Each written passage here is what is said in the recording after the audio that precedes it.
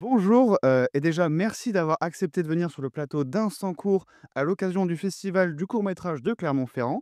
Aujourd'hui, on est en présence donc de Pauline Bellé, qui est là pour nous parler de son film 43 à l'ombre, donc en sélection nationale. Alors pour commencer, j'ai assez heureux d'échanger avec toi à propos de ton court-métrage. C'est un projet qui m'a pas mal touché, autant dans le rire que, dans la réflexion et pour commencer, en fait, je voulais juste savoir un peu d'où t'était venue cette idée folle, d'un séjour entre amis à 43°. Un petit peu le départ.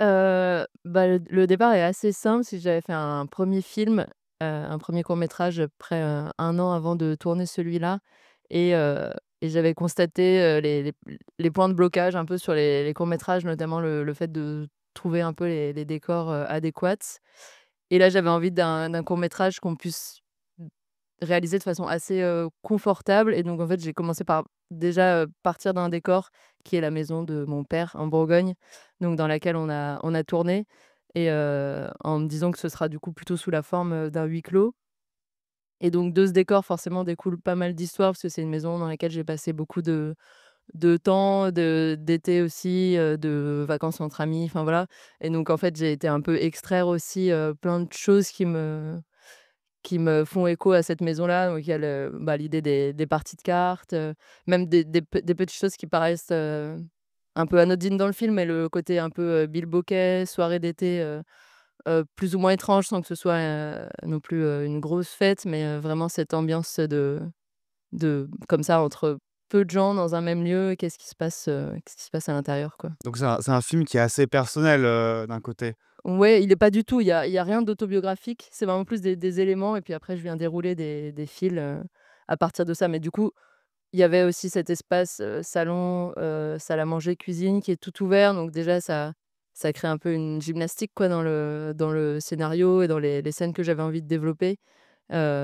Du coup, ouais, tout est vraiment né de cet espace-là et de qu'est-ce que je peux en faire et après ça se recoupe avec des envies, qui viennent d'inspirations diverses, notamment de travail de photographes que j'apprécie, sur un peu cette idée de trame de fond où il fait très, très chaud, où tout dégouline. Donc là, c'est un peu un croisement entre des envies plastiques et aussi des envies un peu de poser un peu mes films sur des univers plus ou moins dystopiques, où on ne sait pas trop quand on est, où on est. On soupçonne que c'est dans un futur plus ou moins proche, mais du coup, voilà, c'est un peu plein de points de départ qui, en fait, en soi, n'ont pas de lien direct avec la narration et le scénario, mais qui me permettent de poser la base, poser l'ambiance et puis ensuite je viens dérouler ça pour travailler les personnages, l'histoire, et heu et le film, quoi. Ouais, bah, là-dessus, ça se ressent bien en tout cas, ce travail, cette maison qui est vraiment habitée quoi. En tout cas, on parcourt, tous les espaces, en tout cas une bonne partie, et en termes d'influence, tu cites un petit peu en tout cas, tu parles un peu de photographie, mais peut-être aussi côté cinéma. Est-ce que tu aurais des noms, que ce soit de réalisateurs, de photographes, ou des œuvres précises, que tu aurais à citer? Ouais, des noms, c'est compliqué parce que j'ai vraiment, plus des banques d'images que je collecte un peu, j'ai vraiment une bibliothèque dans mon ordinateur, hem, donc qui sont effectivement rangées par nom, mais ensuite, je sais pas s'il y a un rapport direct, c'est des choses qui moi m'inspirent, mais ça se retrouve pas forcément, dans le film, mais il y a des photographes que j'apprécie. Il y a notamment le travail de Paul Rousteau qui travaille pas mal avec différents filtres ou lentilles qui permettent de créer des déformations d'images, donc ça, c'était une grosse, influence pour le film. Ou sinon des photographes, japonais, il y a Shoji Ueda qui là, c'est plutôt une histoire de composition, de cadre ou, Albaran Cabrera qui sont un duo. Ils photographient beaucoup la nature et là, comme il y avait cet aspect-là aussi dans le film sur les espaces en extérieur et pour le cinéma, j'avoue que c'est plus compliqué parce que il y a plus des choses qui me marquent, certains dialogues ou certains détails, mais j'ai un peu ce truc, involontaire et inconscient, mais d'aller puiser à côté. Même dans des livres aussi pour des histoires de narration ou de ton, ouais, d'avoir plutôt des influences indirectes quoi, d'aller puiser à côté puis ensuite ça me fait un panel, qui m'inspire pour créer le film et après, bien sûr une fois que le travail du film est bien avancé puis qu'on discute avec, les équipes, quelqu'un me recommande un film puis je le regarde puis du coup ça fait écho et cetera. Mais, j'aime beaucoup de cinéastes mais une influence, vraiment, pour le film, j'avoue que c'est un peu dur d'en citer, j'ai aucun nom Bon, bah, qui ça vienne. encore Je fonctionne plutôt comme ça. en tout cas, je comprends bien que c'est princi on voit bien un peu toutes les influences, que ce soit de la peinture, de la photographie, tous ces instants un petit peu d'images arrêtées, même aussi que ce soit du collage presque avec les surimpressions. Enfin voilà, on ressent bien toutes ces influences qui viennent nourrir, bah, en tout cas l'art qui vient nourrir, le cinéma à ce moment-là, toute autre forme d'art. Donc ça donne une forme, assez atypique, assez intéressante, à regarder. Heu Là, ce que je voulais aussi aborder un petit peu, c'est sur, donc oui, cette comme tu parles un peu cette ambiance de fin du monde, dans le film, où tu vas quand même t'approcher, de situations assez banales de vacances entre amis. Tu citais donc oui, jeux de cartes, le bilboquet, même les passages à la cuisine. Je voulais savoir un petit peu, pourquoi tu avais décidé un peu de comment dire? De poser ta narration, de construire ton récit, au début en tout cas majoritairement autour de ces instants de vie, pour disséminer petit à petit ce petit point du pitch qui est l'objet perdu, qui arrive vraiment à la fin.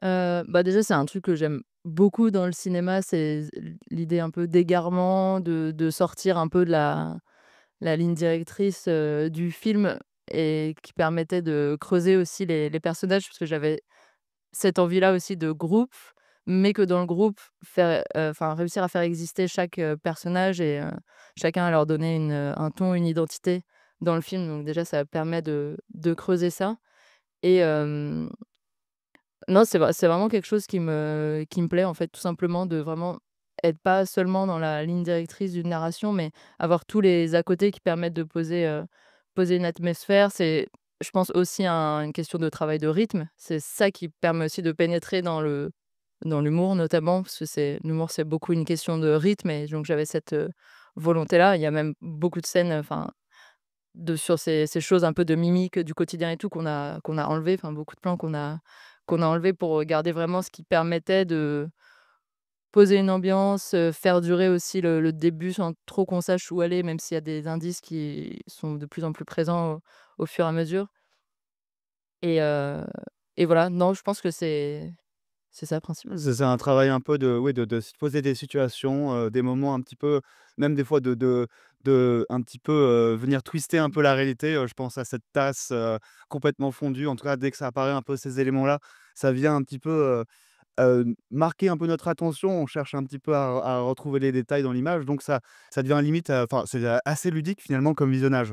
Ouais, ouais, ouais et puis, non, mais sur c'est juste pour, rebondir sur ces trucs du quotidien, il y a j'ai un fort attachement aux objets aussi, même s'il y a l'histoire un peu, centrale avec le tarot, mais en fait, à tout ce qui entoure les personnages et j'aime beaucoup faire dialoguer les personnages, pas seulement entre eux, mais avec les espaces ou les objets qui les entourent et je trouve que ça en dit beaucoup aussi de leur personnalité et du coup, voilà, en mettant tout ça là-dedans, ça permet de creuser ça et de vraiment, développer les personnages, plus en profondeur. Enfin, en tout cas, c'est ma manière à moi de le faire, qui est pas que dans les dialogues, qui est aussi une partie que j'apprécie beaucoup, dans le travail de la réalisation, mais ça me permet ça aussi.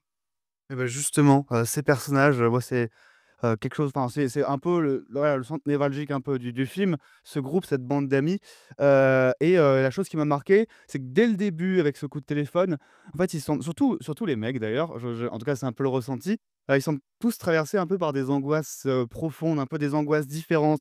Ils osent pas affronter leurs responsabilités, un peu comme on le voit avec, cette histoire d'objet perdu. Et ils préfèrent un peu se couper du monde, hein. Ils sont voilà, on sait pas vraiment où ils se situent et en même temps, des fois aussi se reposer sur sur certaines croyances avec le tarot. On a aussi cette peur un peu de la destinée. Du coup, je voulais savoir à quel point, bah, la question en tout cas le stress, c'était un sujet qui pouvait te sembler important, que ce soit un peu dans la vie courante ou en tout cas dans ton film et comment ça a pu un peu influencer l'écriture de tes personnages? Ouais, je pense que je me suis pas dit, «Je voudrais que les personnages soient stressés», à part, Ferdinand bien sûr, parce que il est un peu au cœur de l'histoire, mais c'était plus l'idée heu, une fausse légèreté et de brouiller les pistes aussi puisqu'on ne dit pas, où le film se passe, quand il se passe, depuis combien de temps ils sont dans cette maison. Du coup, il y a aussi un peu cette idée ils sont dans un espace, on ne sait pas depuis combien de temps, mais on comprend que ça potentiellement, ça fait assez longtemps pour que chacun ait aussi ses espèces de petites névroses ou effectivement ses stress, qui soient bien présents et installés, tout en ayant des moments, beaucoup plus légers comme, au moment du repas par exemple, où ils se retrouvent tous ensemble, mais j'aimais bien cette idée de créer une atmosphère qui brouille vraiment la compréhension, enfin, qui donne des indices aussi, après chacun se fasse son interprétation, mais qui brouille un peu, cette idée-là de, bah, en fait, déjà, qu'est-ce qu'ils font là? Pourquoi ils sont tous ensemble dans cette maison? Est-ce qu'effectivement c'est une bande de potes en week-end? Mais en même temps, compte tenu de leurs attitudes, on a l'impression que ça fait quand même plus de temps, que ça qu'ils sont dans cette maison, donc ouais. Et puis après sur le stress, mon attention s'est vraiment focalisée sur Ferdinand, puis en fait les autres, en réaction, ce qui permettait aussi, vu qu'on dit jamais vraiment le cœur du truc et de l'histoire, leurs réactions, un peu volontairement exagérées, presque un peu burlesques, parfois, permettaient de renforcer cette attention-là qu'on a sur le stress de Ferdinand. Le stress des autres vient nourrir son propre, stress à lui, donc après, ça au jeu, c'est quelque chose qu'on a travaillé. Mais du coup, voilà, il y a ces différentes couches un peu qui s'additionnent pour créer ce ton à la fois grave et léger. Hein, c'est 2 choses qui se rencontrent, à cet endroit-là. Ouais, c'est ça. Puis au final, comme tu dis, vu que ça laisse pas mal d'ouverture un petit peu, je pense que chaque spectateur imprime un peu de son vécu là-dedans, dans ce groupe d'amis et oui, remplit et comble un peu les trous et essaie de comprendre. Ce qui fait, encore une fois, ça rajoute un peu du ludisme et qu'on se retrouve, pendant les 20 minutes, en tout cas, constamment un petit peu, happé par le film, par des petits éléments par-ci par-là. Et c'est vrai que ce groupe d'amis, en tout cas, moi, je trouve que c'est vraiment ce qui fonctionne bien avec leurs discussions, et je voulais un peu savoir là-dessus, là, plus côté casting, il y a pas mal de têtes qui sont, mine de rien, assez connues. Moi, je pense à Lucy Zhang, notamment, qu'on a retrouvée chez Audiard et Pauline Serey, c'est ça? Voilà, qu'on a pu apercevoir dans la nuit du 12. Je voulais savoir comment s'était un peu passée la prise de contact, notamment, enfin, à quel moment c'était venu l'idée d'aller contacter Mmh. peut-être des gens qui étaient peut-être déjà un peu plus installés, et puis, sinon, comment un peu le travail avec eux s'est passé, la cohésion du groupe, sur le tournage? Bah, la prise de contact, elle est assez simple. C'est vrai que j'aime bien écrire avec quelqu'un en tête. Après, ça se concrétise ou non, mais en tout cas, en me projetant vraiment dans une attitude et une façon de jouer. Bon, il y en a 3 d'entre eux, Rio Vega, Ferdinand Nicariou et Pauline Sériès, c'est des amis. Enfin, Rio, j'avais notamment déjà tourné avec lui, et Pauline et Ferdinand, je les connaissais, et du coup, j'avais aussi, cette volonté de tourner avec des amis, parce que ça, je sais pas, il y a quelque chose qui permet aussi de rentrer un peu en profondeur, ou d'avoir une forme de liberté peut-être, ou d'aisance, que j'apprécie.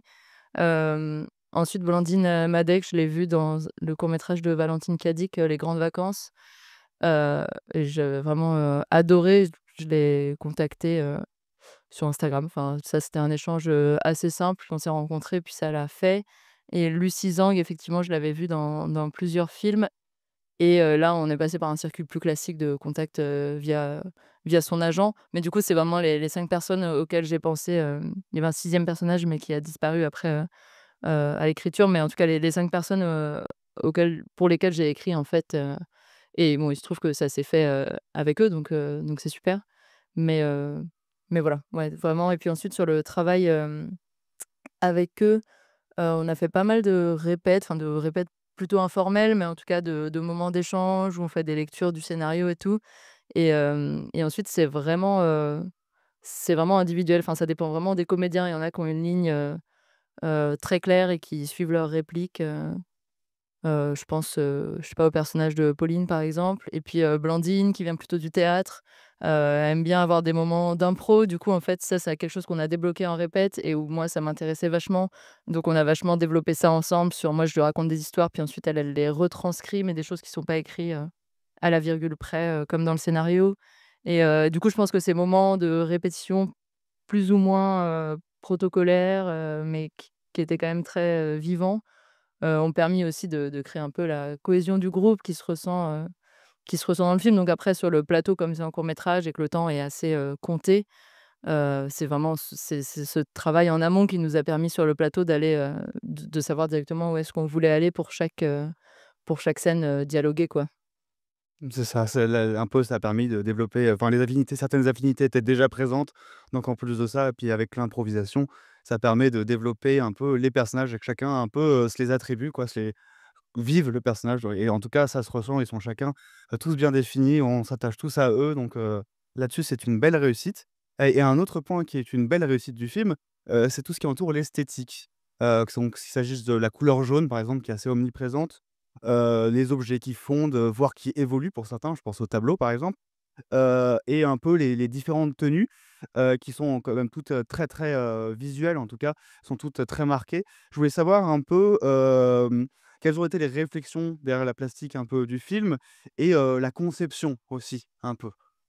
Bah, alors là, c'est clairement de la déformation professionnelle, parce que je suis, designer produit et textile, initialement. Enfin, je le suis encore, mais en tout cas, c'est vraiment les études que j'ai fait et j'ai travaillé là-dedans plusieurs années avant de commencer à faire des films.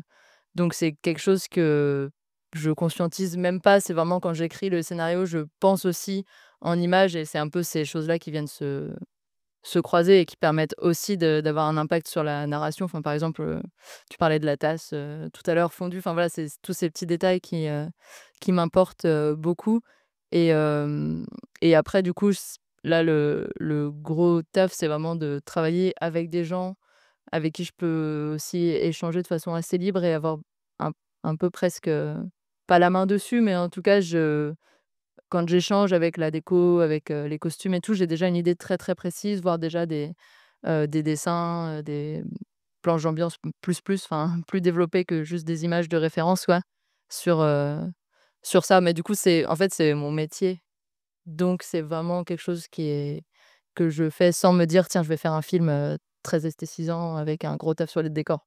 C'est juste je le fais comme ça parce que je peux vraiment pas faire autrement Mais c'est ce qui et permet un peu de donner justement un fil conducteur à toute mmh. l'équipe, donc là-dessus, et après ça se ressent sur la globalité. Ouais et puis là, du coup, on a vraiment travaillé, enfin, j'ai vraiment travaillé avec avec, Hugo, Poirier, un chef déco qui est en fait mon associé dans le design, donc là, le dialogue est très, très, fluide et avec, Luce Rouir sur les costumes, que, que j'ai rencontré un petit peu avant, il me semble et puis après, du coup, je me suis dit que ce serait chouette de travailler avec elle là-dessus et qu'a d'ailleurs, on a refait des projets ensemble depuis, hors cinéma, parce qu'on a vraiment, toutes les 2 une sensibilité, similaire et cette envie aussi on avait l'avantage d'avoir cette maison, donc il y avait déjà une grosse partie du décor de poser, plus, le fait que mon père est très relax et qu'on avait cette possibilité de repeindre la cuisine, par exemple, enfin voilà.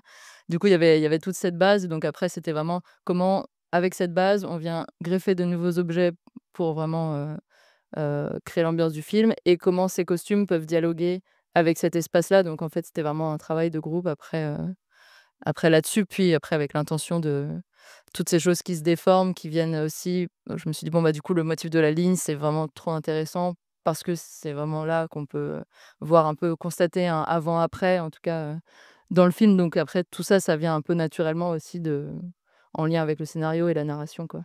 Et puis, il y a quand même eu aussi ce travail du tableau aussi qui a été retravaillé, qui a été refait et en même temps aussi de la décomposition du cadre. Donc c'est j'imagine là-dessus sur la conception matérielle, il y a dû y avoir quand même un sacré boulot, de préparation et d'explication un peu vraiment de ce que tu cherchais dans ce tableau-là, quoi. Ouais, bah, ça, c'était du coup la déco, Hugo et Alex qui s'en sont, occupés, enfin qui ont réalisé ce tableau. Mais bon, voilà, parce que comme je le disais, comme Hugo, c'est mon associé, le dialogue était très simple sur, moi, ce dont j'ai envie, lui, les idées aussi qu'il propose, tout en sachant potentiellement ce qui va me plaire, et donc c'était effectivement un enjeu en termes de fabrication, ça a pris pas mal de temps, mais en termes de conception, au final, c'était assez fluide. Écoute, en un peu plus détente, moi, il y a une des choses que je voulais savoir à la fin du film, c'est comment qu'elle se termine cette histoire des ours et des guêpes? Comment elle se termine? Nous, on n'a pas la suite. Il y a pas une fin, incroyable, hein. Donc forcément, c'est une vraie histoire, mais comment elle se termine? C'est dans un contexte un peu long. J'ai pas envie de faire une Blandine, mais c'est dans un contexte de woofing et les guêpes posent problème et ça se termine en, on doit passer 3 semaines là-bas et en fait, ça crée un nœud et un conflit avec les accueillants, propriétaires, enfin je sais pas, avec les gens chez qui on était et du coup 2 jours après on dit: «Bah, en fait, on va partir» et on reconfigure tout le voyage et on s'en va de cet endroit qui se ferait un bon film, un bon thriller, je garde vraiment en tête, j'ai un carnet où j'ai noté, tout ce qui s'est passé pendant cette courte semaine finalement. Mais voilà, bah, rien de bien grave avec les guêpes à part que les propriétaires s'en sont, occupés. Mais mais c'était un climat particulier très reculé comme ça dans la campagne avec une route, pas de bus, pas de train, donc ça ouais, on est un peu à nu, quoi. C'est à la fois donc du vécu dans l'écriture et même j'imagine un peu une part d'improvisation dans la manière de le narrer. En tout cas voilà, c'était, un moment, tout le monde voulait savoir. Donc voilà, là on est mardi, ça fait déjà 3 jours que ton film il est diffusé et globalement comment tu ressens un petit peu, cette diffusion? Même si le film a déjà pu vivre en festival, comment tu ressens un peu ces premiers jours à Clermont? Est-ce que les retours sont positifs? Ouais, bah, je le ressens que depuis hier, à part deux trois messages sur Instagram que j'ai reçus, parce que je suis arrivée hier et bon, le retour qui fait le plus plaisir, c'est d'être dans la salle et de voir aussi les réactions, en direct, du public, bon, notamment vu que c'est une comédie, de voir quand est-ce que ça rit, et donc ça, c'est chouette, et après de pouvoir échanger, que ce soit avec le public ou avec, enfin, avec des professionnels, des comédiens, enfin avec toutes les personnes présentes, en ce moment. Bah, c'est surtout la richesse des échanges, parce qu'avoir des commentaires positifs, c'est toujours hyper agréable, ça fait trop, trop plaisir, et donc déjà ça fait très plaisir, mais puis après c'est vraiment creuser, puis dialoguer avec les gens, puis ensuite on découle une discussion sur, leur propre film ou leur propre projet, et c'est ça que je trouve génial dans ce festival, donc je le ressens, très bien en tout cas, je ça fait très plaisir. Et c'est quoi un peu la suite, la vie du court métrage là actuellement? Ce film, là, bah, je pense il a déjà eu une petite vie en festival, donc je pense qu'il va continuer, pendant quelques temps, et après moi je travaille là à l'écriture d'un long. Donc voilà, c'est le début, donc ça va être long, comme son nom l'indique, mais en tout cas, dans l'idée de repuiser un peu dans ce que j'ai mis en place sur ces 2 premiers courts, en version long métrage, donc avec toujours, cet aspect comique, mais qui dialoguera peut-être avec d'autres, genres. Eh ben, écoute, je te remercie en tout cas pour tes réponses. Le film va être encore donc disponible chaque jour pendant, le festival et donc allez voir 43 degrés à l'ombre. Merci beaucoup.